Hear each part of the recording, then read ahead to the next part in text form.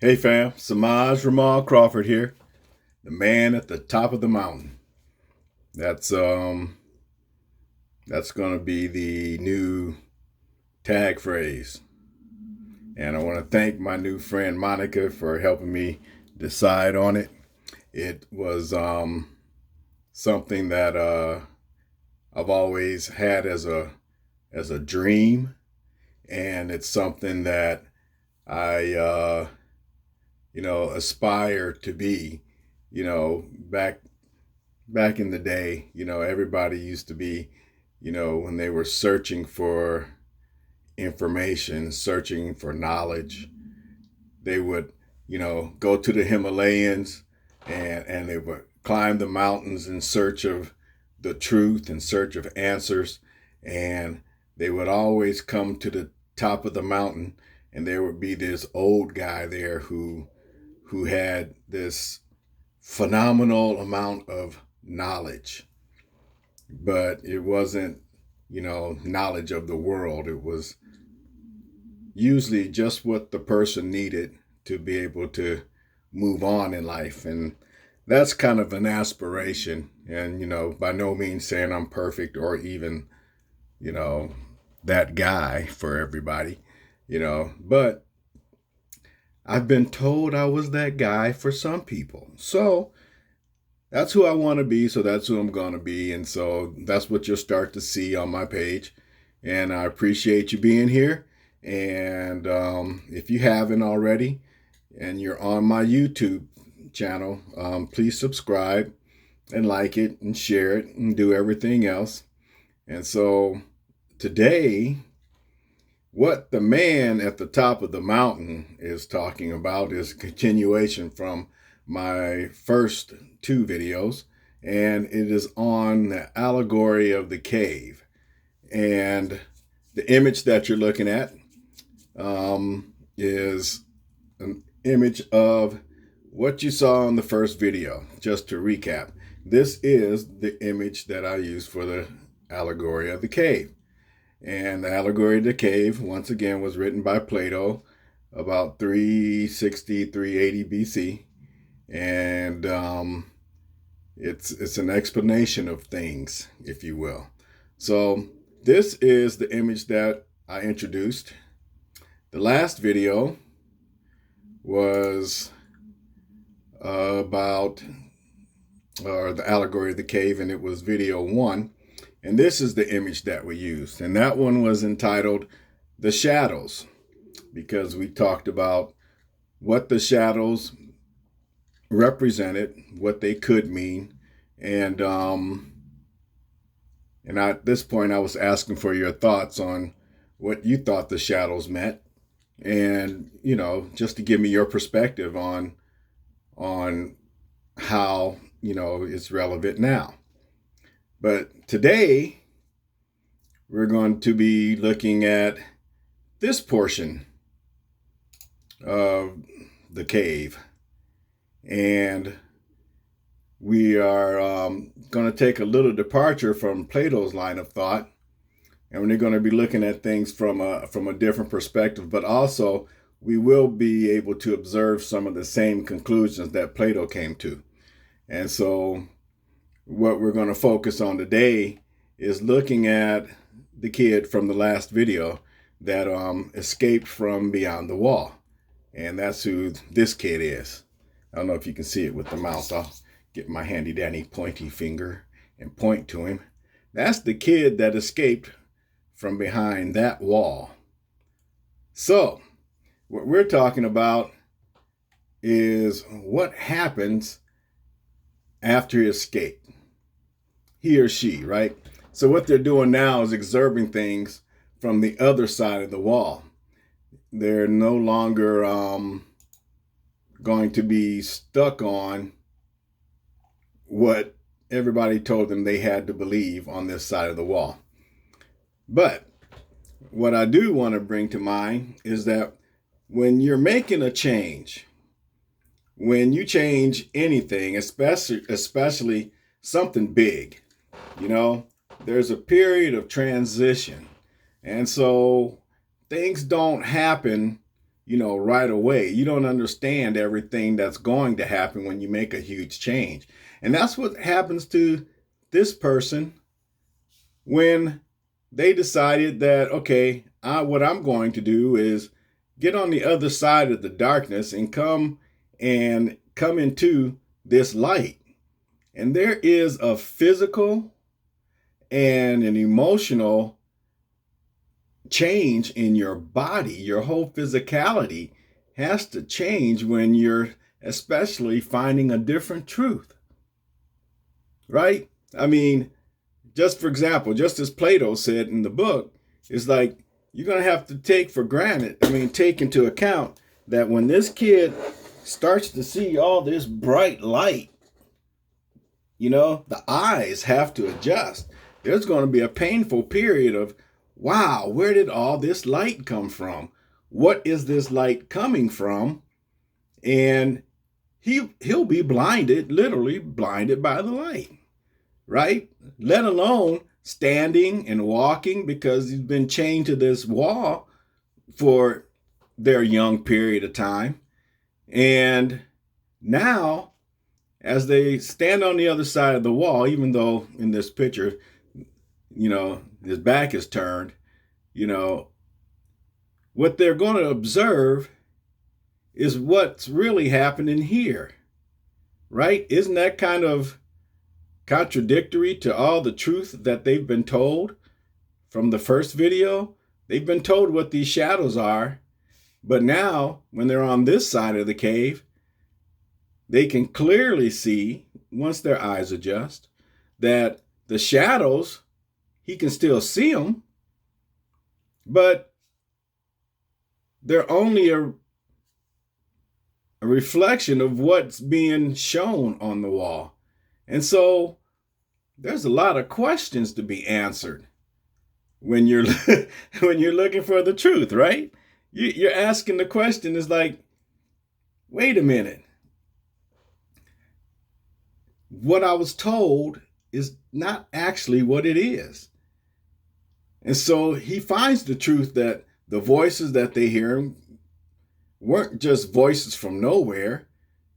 These people on the other side of the wall, I'll call them the staffers, right? These staffers are on the other side of the wall. And now the reality is that these staffers are the ones who are giving the gods their voice. They're giving the gods their shape. They're doing this little show and play for the people on the other side of the wall who are clueless.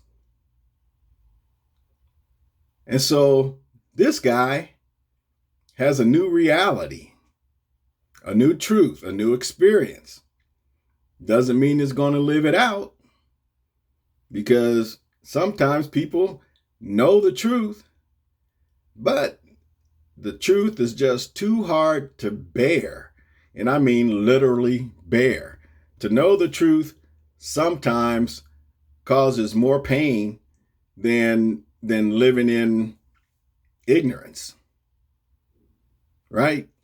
I mean, how many people do you know that, they feel bad, they don't know why they're feeling the way they are, and they go to a doctor and the doctor tells them, and this is nothing against doctors, but the doctor tells them exactly what's wrong with you. Now the person has a defined reason to feel horrible, and sometimes it's a horrible reason. And so they're justified in their feeling, even though the truth could be something that they can change once they found out what the truth was. But these guys, the staffers, the people holding the staffs, they intrigue me. They make me wonder who exactly they are. And then as I studied this and looked back, it's like, are these the same people from our past who killed the king and then later put together the book and told the people who believed in the king how they were supposed to live? Don't know. Or maybe the staff people would be like the government. They really don't care what the people on the other side of the wall do, just as long as they do what they tell them to do. I mean, what do you think would happen to this kid or any person if the staffers knew that this person saw the truth? First of all, taking for granted that these are the people in control. If somebody was out there going to tell the truth, a whistleblower, this is not conspiracy theory. This is just, what's that word? Speculation. What if this whistleblower went back and said, hey, you guys, I've been there. I've seen the truth. It's not what you think it is. It's not what you've been told it is. And I can show you the truth, but it might be painful.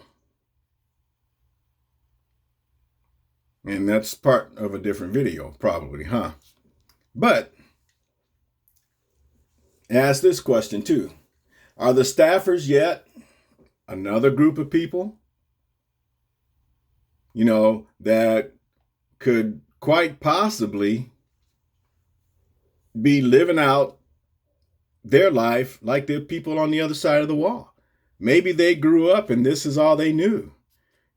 Their parents and the parents before them were staffers. All I know is that, my dad has carried the bird staff. Our family has carried the bird staff, since before I was born.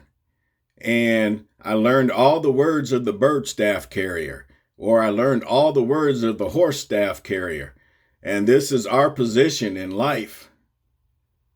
And generation after generation and generation of being a staffer has been perpetuated for years.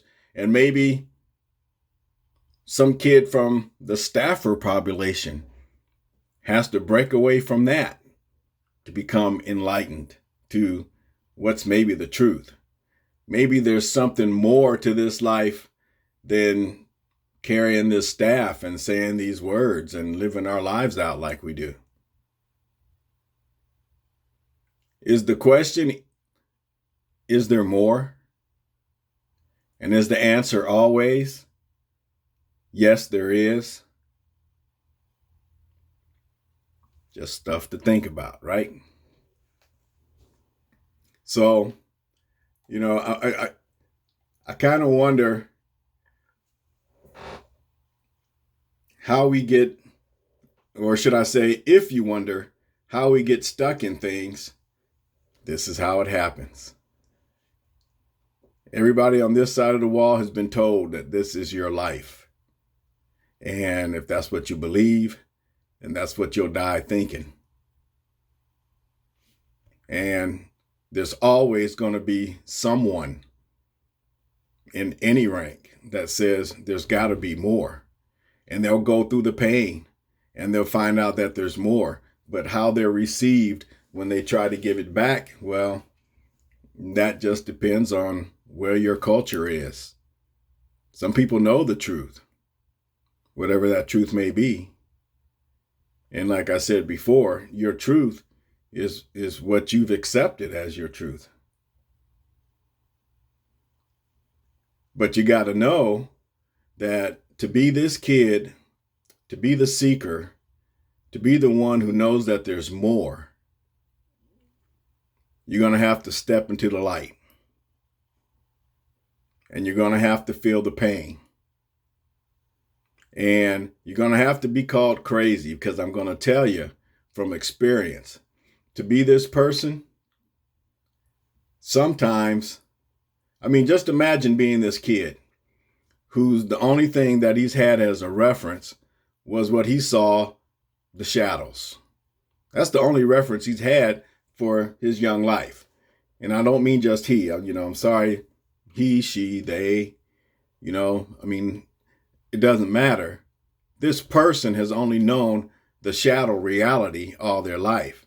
And now they've stepped into a whole new world of light, different people, which they have no expression for. How do you explain the robed people if you don't know what a robe is? Right? Language barrier. Concept barrier.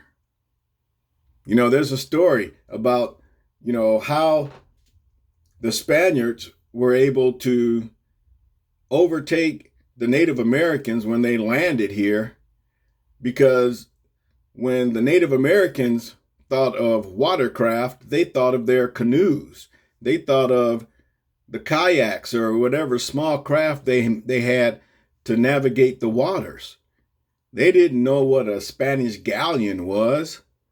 And so the lookout on the beach may have seen the Spanish galleon, but had no reference to tell people what they saw in the horizon on the water. And they didn't recognize it as people until they landed. It wasn't there, I don't know, but that's a story. But it's a true concept. So what is this person supposed to tell the people on the other side of the wall? Or do they ever?